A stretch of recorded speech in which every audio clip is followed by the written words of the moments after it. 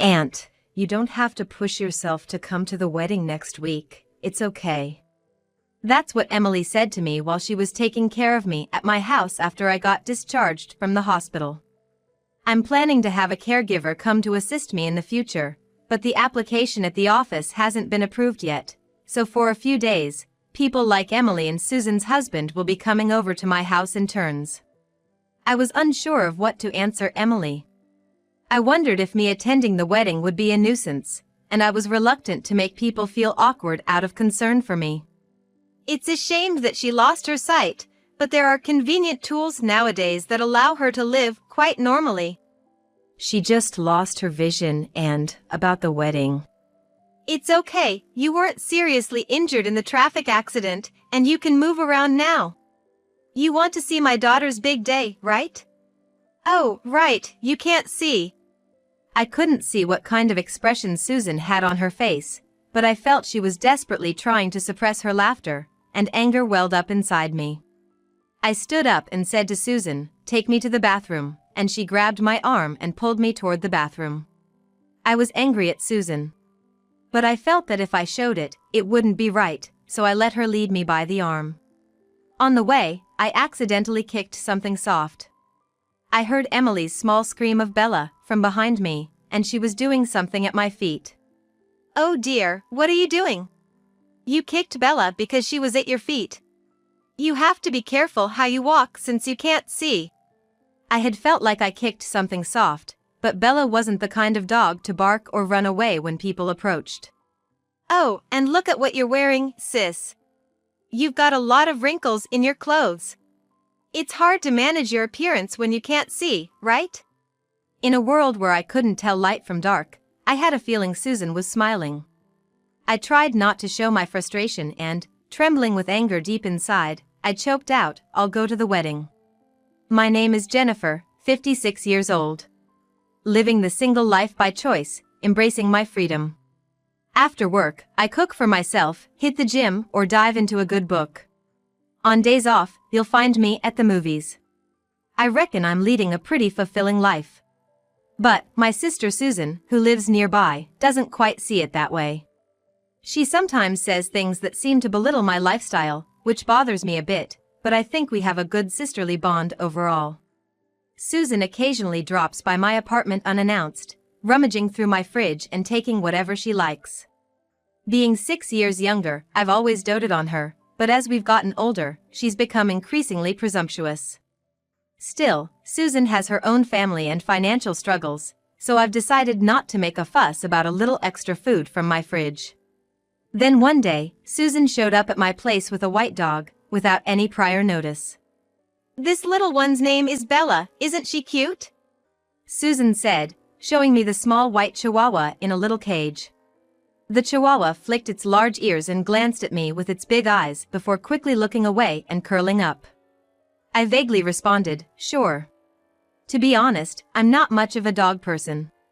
Maybe it's because I was chased by a big dog in my neighborhood when I was young, but even small dogs make me nervous. Sitting behind Susan was her daughter Emily, looking sad as she gazed at the dog. I've known Emily since she was a child. She's beautiful, just like Susan, but their personalities are quite different. If I had to describe Susan in one word, it would be arrogant, whereas Emily is humble. I've always found Emily to be a sweet and kind niece, always treating me with gentleness. Emily, nudged by Susan, seemed to have something to ask me and awkwardly began to speak. "Aunt Jennifer, I have a favor to ask. I came here today hoping you would take care of Bella." I was momentarily confused, tilting my head in puzzlement, when Susan took Bella out of the cage, lifted her, and forcibly pressed her against my chest. "Look how cute she is. Living alone, you must feel lonely, right? She'll be good company for you." I wasn't feeling lonely, though. The story goes like this. Susan bought Bella, the chihuahua, against her husband's wishes, so it became Emily's responsibility.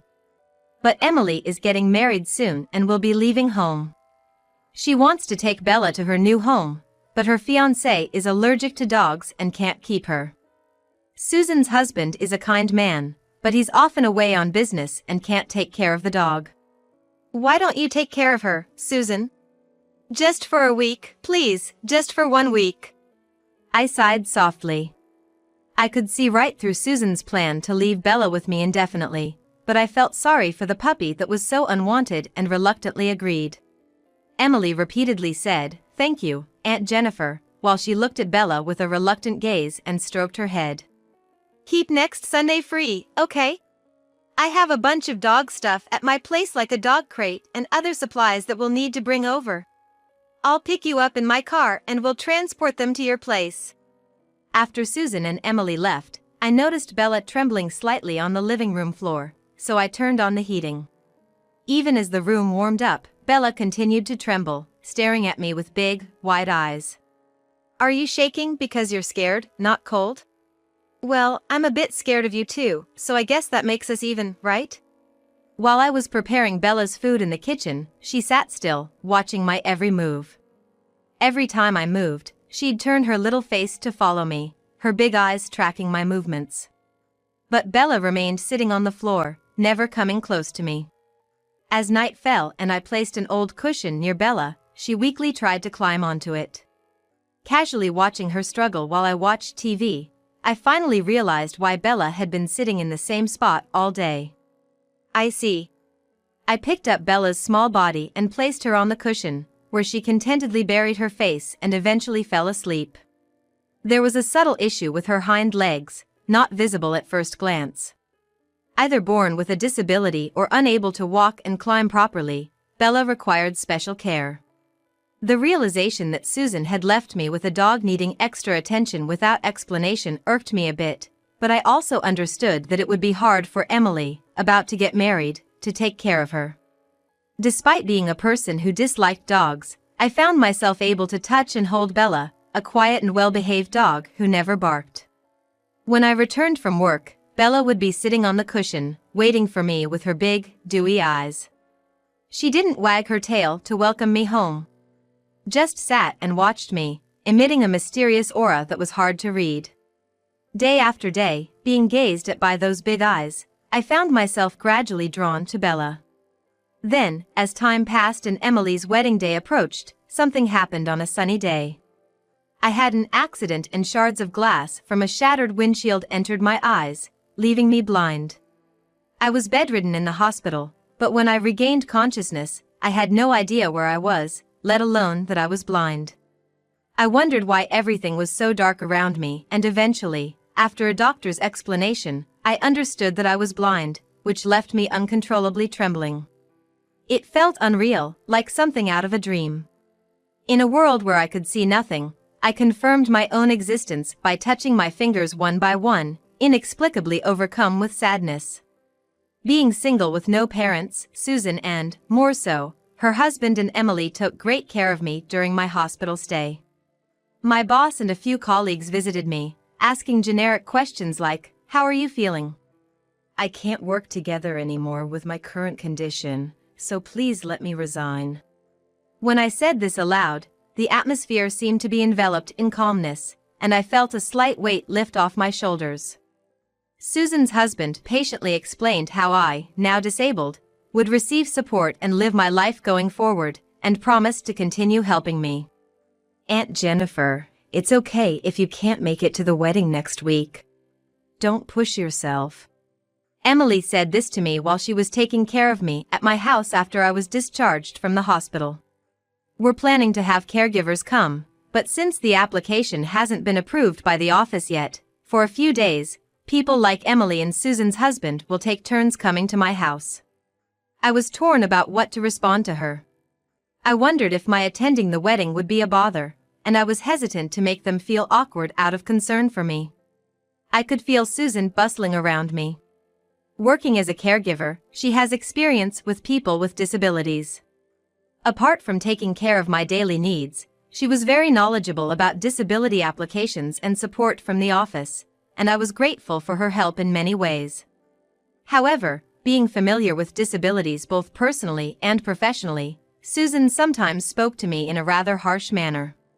"It's unfortunate that you lost your sight, but there are convenient tools now that let you live pretty normally. Susan said, her voice slightly elevated with pride as she named several tools designed to assist those with visual impairments. It hasn't been long since I lost my sight. About the wedding. It's okay, the traffic accident didn't cause you major injuries, and you can move now, so don't miss it.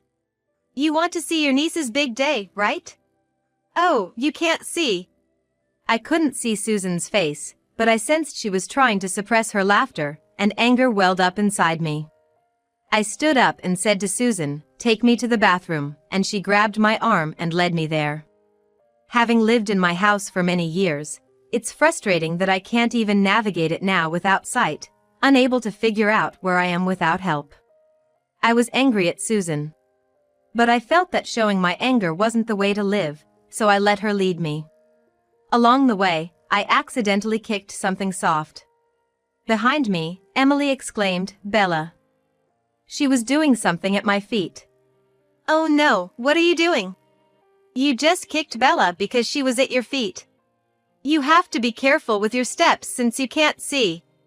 I couldn't tell if I really had kicked Bella, feeling only a soft sensation. But Bella wasn't the kind of dog to bark or run away from people. And look at what you're wearing, sis. You've got a lot of wrinkles in your clothes.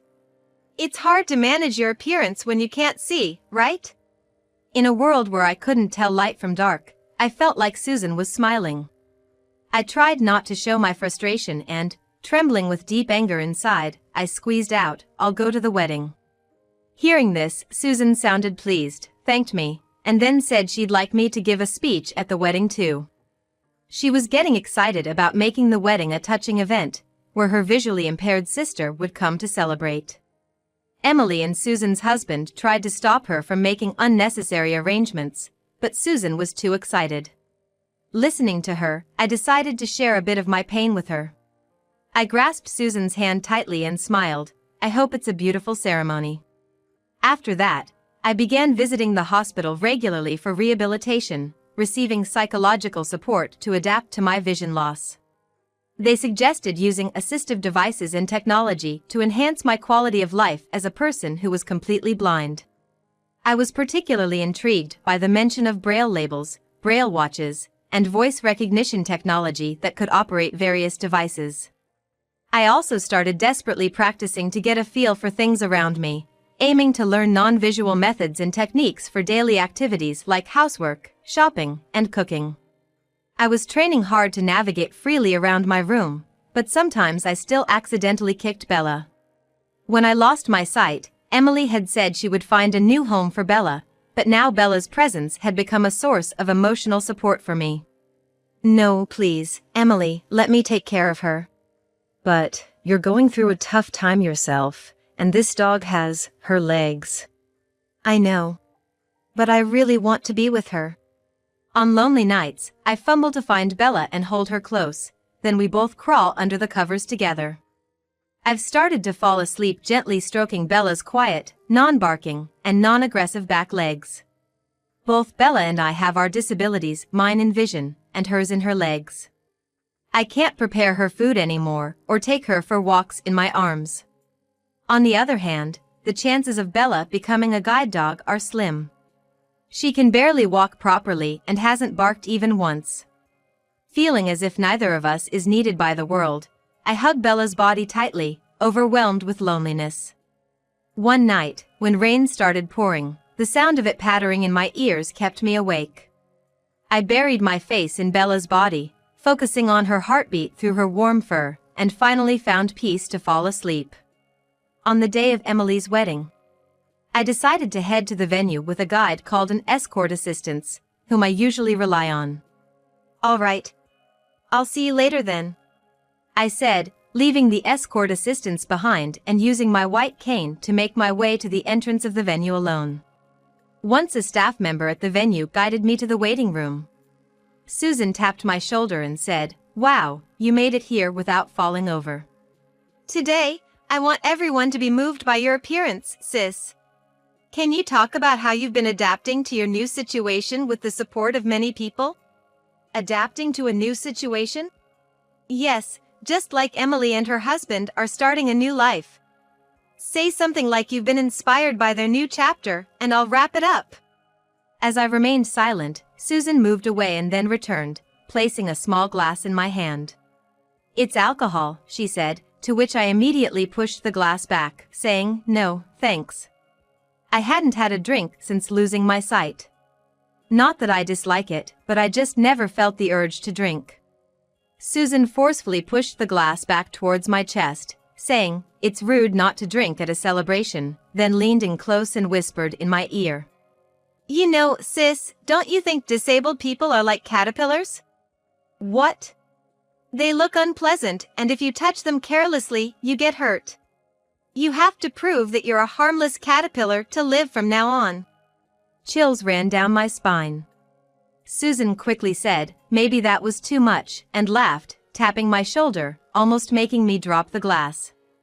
Eventually, Susan led me to the bride's room where Emily, dressed in a beautiful white gown, was sitting, as Susan described. Look, isn't she gorgeous? As Susan walked away toward Emily, I leaned against the wall, feeling a bit anxious. Soon, someone touched my shoulder. It was the guide assistant, a man who had brought me here. What? Boss, why are you here? This guide assistant was actually Susan's boss at her workplace, not usually working in the field, but he had come especially because I had asked him. I've heard about the situation from Susan. It seems she's been quite rude to you, Jennifer, he started. That's not true. We're sisters, so we're just straightforward with each other. Her boss immediately cut me off. Don't lie. I had reported to Susan's boss how she had repeatedly belittled me since I became blind. Moreover, the recent car accident, caused by Susan's driving mistake, had been blamed on me. I heard from Mom that the accident was your fault. She said you forced her to overtake the car ahead because she was driving too slowly. Wait, that's, In the darkness, I sensed Susan's agitation. I remembered encouraging her after the accident that blinded me, telling her, "Don't worry about it. It's nobody's fault." I had been told by Emily that Susan was blaming the accident on me and telling our relatives about it, so I no longer felt the need to be considerate towards Susan. I reported all of Susan's actions to her boss, who became furious and showed up at the event like this. Susan's boss said, "This behavior is unacceptable for someone involved in caregiving. I will consider severe disciplinary action." To this, Susan suddenly shouted back, "Don't be ridiculous." That shout seemed to be a signal, and Susan's husband and Emily's fiancé entered the room. In fact, this timing was planned in consultation with Susan's boss, aiming to have a confrontation at this moment. The bride's room filled up as relatives invited to the wedding gathered, following my thorough approach. My relatives harshly scolded Susan, saying, "You caused Jennifer to lose her sight with your driving, and yet you behave like this. Shame on you, shame." While many relatives confronted Susan, her husband shouted, "Everyone, I am truly sorry for today." Susan, we're getting a divorce. What? What are you talking about? Are you crazy? You've said such terrible things about your own sister after she became disabled. If I became sick or incapacitated, would you treat me the same? I can't live with you anymore if that's the case. Susan let out an absurdly loud cry, taken aback by the sudden divorce declaration, but was drowned out by the many voices of condemnation surrounding her, and she rushed towards me. What the heck, sis? It's Emily's wedding, and you're trying to ruin it? I had no such intention, I just wanted everyone to understand how I feel. But why, on Emily's wedding day? Today, I proposed this plan to get back at my mother. Hearing this, Susan's voice weakened to a feeble "what?" and she fell silent. Emily, who harbored intense disgust for her mother's behavior towards me, her disabled aunt, said firmly, "I never want to be involved with you again." "Mom, remember the first day I brought Bella home? Bella? The day you picked up a stray dog?" Emily began to recount the story. "It happened a few years ago. She found a white chihuahua abandoned by a riverbed, not wearing a collar. She brought it home, and it soon became apparent why it had been abandoned. The white chihuahua's hind legs seemed paralyzed and barely moved. A vet visit confirmed it was a genetic condition with no cure. Despite Emily believing her mother, who worked in welfare, would care for the chihuahua, saying, Susan blatantly refused. Why would we keep a disabled dog? I've always remembered that. You hardly ever took care of her, leaving her in the cage while I was at school. Now her front legs have weakened too, and she just sits on the cushion, not barking or moving. Apparently, due to lack of exercise, Bella's front legs had also weakened. None of that matters now. Anyway, get out. Today is my wedding, and I want to celebrate it with people I care to be with. After Emily's stern words, Susan, seemingly lost for words, eventually left the room with heavy footsteps. Unable to see the expressions of others, I sensed the uneasy atmosphere and felt pained. What an ambience I've created at this wedding, I thought, remaining silent and looking down. Eventually, Emily's fiancé quietly called out, "Everyone," and announced, "We will continue with the wedding." The groom declared, "We apologize for the trouble, but there's no need to stop here." Emily and I are determined to walk through life together, undeterred by such small difficulties, bound by our strong love. We might face tough times in our marriage, but we believe these will be opportunities to deepen our love, and we'll work through them. Standing beside her fiancé, Emily said, "Everyone, please help us overcome this trouble and make this special day joyous with your smiles." As the priest bowed deeply, a round of applause erupted from the crowd. Standing quietly by the wall, I clapped my hands softly and whispered, "Congratulations on your wedding, Emily." Thanks to the priest's efforts, the wedding proceeded smoothly and turned out to be a very happy occasion for the couple. Subsequent investigations at Susan's workplace revealed that she had been disrespectful to other disabled individuals as well. This led to her dismissal and, compounded by the divorce imposed on her, forced her to move far away. Abandoned by her husband and Emily, Susan is now looking for work in the welfare sector again, but it seems she's facing difficulties as her prejudice against disabled people has become known to others in the field. Once, after the wedding, Susan called me. "How's your life now? Are they doing well?" she asked in a trivial conversation, followed by a long silence, then admitted, "I regret blaming the car accident on you and telling everyone about it. I thought I had a perfect life, everything going smoothly, even my daughter getting married, but that accident was a stain on my life." So. I hung up the phone in the middle of her speaking. I didn't want to talk anymore. As for me, I'm gradually adapting to my situation. There are support services in the neighborhood that I never knew existed when I was able-bodied, and I'm starting to train for daily life with kind help from various support staff. In my room, I started with basic training to prevent stumbling, and then moved on to grooming tasks like brushing teeth and trimming nails. Furthermore, I learned to keep things in specific places to reduce search time, along with various other skills like cooking and laundry. This training encompassed most of my daily life. In this era, even smartphones and tablets have reliable voice recognition features, so I can enjoy music and other features without complex operations.